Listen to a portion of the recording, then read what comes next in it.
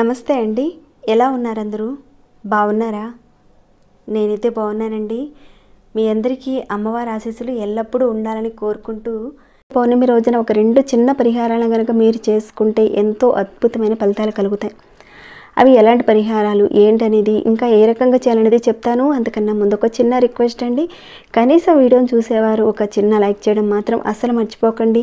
Subscribe కానివారు, కొత్తవారు మొదటిసారిగా చూస్తుంటే మన ఛానల్లో అనేక రకాలైన సమస్యలకు తగ్గ మంచి మంచి పూజలు, పరిహారాలు ఉన్నాయి. ఒకసారి మీరు ఛానల్లోకి వెళ్ళి చూసి మీ సమస్యకు తగ్గ ఏదైనా ఒక పూజను కానీ పరిహారాన్ని కానీ ఎంచుకొని ప్రయత్నం చేయండి. దాంతోపాటుగానే సబ్స్క్రైబ్ కండి, బెల్ బటన్ ప్రెస్ చేయండి, ఆలైన నోటిఫికేషన్ కూడా తప్పకుండా యాక్టివేట్లో పెట్టుకోండి.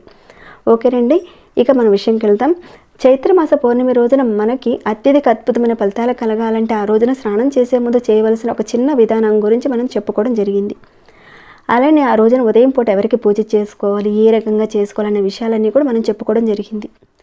అదేవిధంగా ఈ పౌర్ణమి రోజున మనం తప్పనిసరిగా ఇప్పుడు చెప్పుకునే ఒక 2 చిన్న పరిహారాలు చేయండి. చాలా ఈజీగా ఉండే పరిహారాలు, ప్రతి ఒక్కరు కూడా చేసుకోగలిగే పరిహారాలు.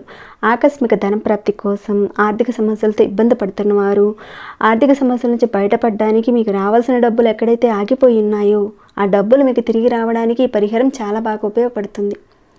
ఈ పౌర్ణమి రోజున తప్పకుండా చేసుకోండి. ఇలాంటి వాటి గురించి మన పెద్దవాళ్ళు చాలా వరకు వివరించడం జరుగుతుంది. ఆర్థిక సమస్యల నుంచి బయటపడడానికి ఎన్నో పరిహారాలు ఉన్నాయి. ఆ పరిహారాలన్నింటినీ అందరూ చేసుకోవాలనే పరిస్థితి ఉంటుంది. అలానే చెప్పుకున్న పదార్థాలు, చెప్పుకున్న సమయం అందరికీ కుదరచ్చు, కుదరకపోవచ్చు కదా. ఇప్పుడు చెప్పుకునే ఈ పరిహారం ప్రతి ఒక్కరూ కూడా అందరూ చేసుకోగలిగే ఒక మంచి పరిహారం.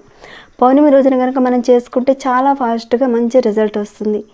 ఈ పరిహారాన్ని కానీ మీరు ఒక 150 గ్రాముల బాస్మతి బియ్యం, అలానే ఒక 150 గ్రాముల పటికి బెల్లం ముక్కలైనా పర్వాలేదు, లేదంటే కాస్త పెద్ద పటికి బెల్లం ముక్కలైనా పర్వాలేదు, లేదా చిన్న పలుకులైనా పర్వాలేదు, కానీ 150 గ్రాములు తీసుకోవాలి. సేమ్ బాస్మతి బియ్యం 150 గ్రాములు, పటికి బెల్లం ఒక 150 గ్రాములు.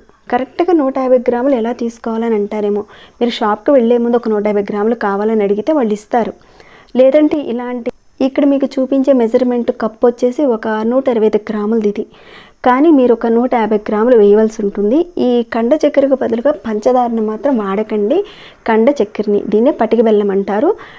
కండ చక్కెరని వాడాలన్నమాట. తర్వాత ఒక వైట్ కలర్ క్లాత్ తీసుకోండి, అది కూడా కొత్త క్లాతే తీసుకోవాలి. మనం ఏ రకంగా చేసుకోవాలంటే, పౌర్ణమి రోజున ఉదయం స్నానం చేసిన తర్వాత ఆ పౌర్ణమి రోజున ఉదయం 6 గంటల నుంచి సాయంత్రం 6 గంటల లోపుగా చేసుకోవచ్చు. అంటే ఉదయం 6 గంటల నుంచి సాయంత్రం 6 గంటల లోపుగా చేయాలి పరిహారాన్ని. పౌర్ణమి రోజున చాలా వరకు అందరూ కూడా లక్ష్మీ అమ్మవారికి పూజ చేసుకుంటారు కాబట్టి, అది కూడా ధనవృద్ధి కోసం చేసుకునే ఒక పరిహారం కాబట్టి, లక్ష్మీ అమ్మవారి పటం దగ్గరే చక్కగా దీపారాధన చేసుకొని, ఒక 2 ఒత్తులు వేసుకొని, ఆవు నేతిని వేసుకొని దీపారాధన చేసిన తర్వాత మీరు ఏదైతే రెడీ చేసి పెట్టుకున్నారో ఆ బియ్యాన్ని ఆ వైట్ కలర్ క్లాత్లో పెట్టండి. ఇదంతా మీరు చేసేటప్పుడు లక్ష్మీ అమ్మవారి నామాన్ని జపించుకుంటూ చేయండి. అలానే ఈ కండ చిక్కిని కూడా దాంట్లో వేయండి. తర్వాత దీన్నంతా కూడా మూటగా కట్టేసేయండి. కట్టిన తర్వాత లక్ష్మీ అమ్మవారి దగ్గర పెట్టండి. డైరెక్ట్గా పెట్టచ్చు, లేదంటే ఒక ప్లేట్లో పెట్టి అక్కడ పెట్టండి.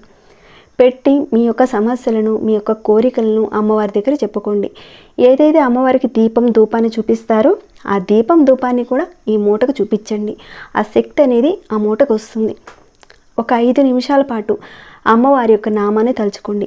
మనస్ఫూర్తిగా నమ్మకంతో మీకున్న సమస్యలు తీరాలి, మానసికమైన సమస్యలు, ఆర్థిక సమస్యలు, మీకున్న సమస్యలన్నీ పోవాలని చెప్పుకొని అమ్మవారు ఇంట్లో స్థిరంగా ఉండాలని చెప్పుకోండి అమ్మవారి దగ్గర. ఈ పరిహారాన్ని మీరు ఒక నమ్మకం పెట్టుకొని చేయండి. ఏదో నేను చెప్పాను, ఏదో మీరు చేసేసారని కాదండి, ఒక నమ్మకాన్ని అనేది పెట్టుకొని చేయాలి. అప్పుడే రిజల్ట్ అనేది కనబడుతుంది. ఈ రకంగా చేసేసిన తర్వాత అమ్మవారి దగ్గర పెట్టిన ఆ మూటని ఏదైనా పారే నీటిలో వదిలేసేయండి. ఎక్కడ పడితే అక్కడ కాదండి, మంచి నీటిలోనే వదిలేయండి. చిన్న పరిహారమే కానీ ఫలితం మాత్రం అంత బాగుంటుంది, విశేషమైన ఫలితం వస్తుంది. ఇది ఒక స్వయం శక్తి గల పరిహారం. ఎవరైతే దీన్ని చేస్తారో వారికి వారం రోజుల్లోనే మీకు ఫలితం కనపడుతుంది. అది కూడా మీరు ఒక నమ్మకం, పరిపూర్ణమైన నమ్మకం పెట్టి చేస్తే కనుక వారం రోజుల్లోనే మీకు ఫలితం కనపడుతుంది. మార్పు అయితే ఖచ్చితంగా ఉంటుంది. ఈ పరిహారాన్ని ఎన్ని పౌర్ణమిలైనా చేసుకోవచ్చు. రిజల్ట్ అయితే చాలా బాగుంటుంది.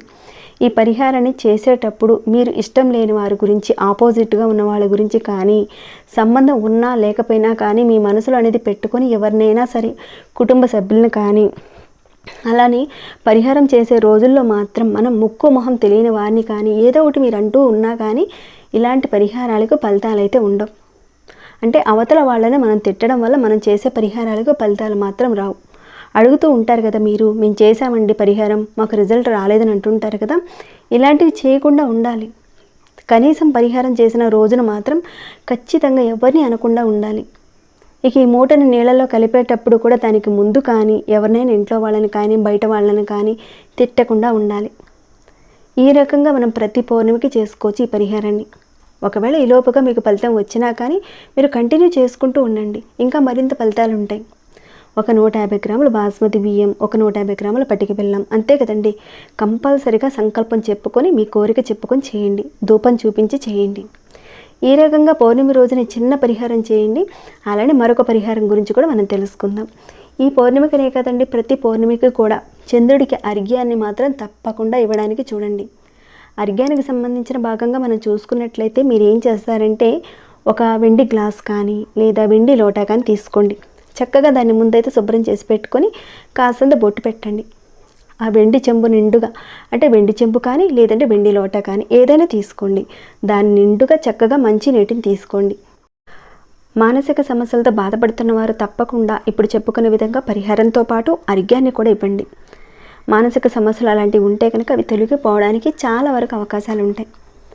ఆ చెంబులో కాస్త, అంటే ఆ లోటాలో కాస్త కాచి చల్లార్చిన పాలను ఒక స్పూన్ వేసి, అంటే ఆల్రెడీ మీరు చక్కగా ఒక మంచి నీటిని అనేది తీసుకున్నారు, దాంట్లో చల్లార్చిన పాలను ఒక స్పూన్ వేసి కొద్దిగా కండ చక్కెర వేసి కొద్దిగా బియ్యం వేయాలి. ఇక్కడ చంద్రుడికి అర్ఘ్యం ఇవ్వాలి కాబట్టి నవగ్రహాలలో ఒక్కొక్క గ్రహానికి ఒక్కో ధాన్యం గురించి కూడా చెప్పబడింది. తెలుపు రంగుకి చాలా ప్రాధాన్యత ఉంది. అలానే చంద్రగ్రహానికి బియ్యం అని చెప్తారు. అందుకని మనం ఇక్కడ కాస్త బియ్యం పోసి, పాలు పోసి, పటిక బెల్లం వేసి పౌర్ణమి రోజున పూజ అంతా పూర్తయిపోయిన తర్వాత ఆ చంద్ర భగవానుడికి అర్ఘ్యం ఇవ్వాలి. అర్ఘ్యం ఏ రకంగా ఇవ్వాలనేది కూడా ఆల్రెడీ నేను ప్రీవియస్ వీడియోలో పూర్తిగా క్లియర్గా కూడా చెప్పాను. మీరు ఇంతవరకు ఆ వీడియోని చూడకుండా ఉన్నట్లయితే డిస్క్రిప్షన్ బాక్స్లో లింక్ను ప్రొవైడ్ చేస్తాను, ఒకసారి మీరు చూడండి.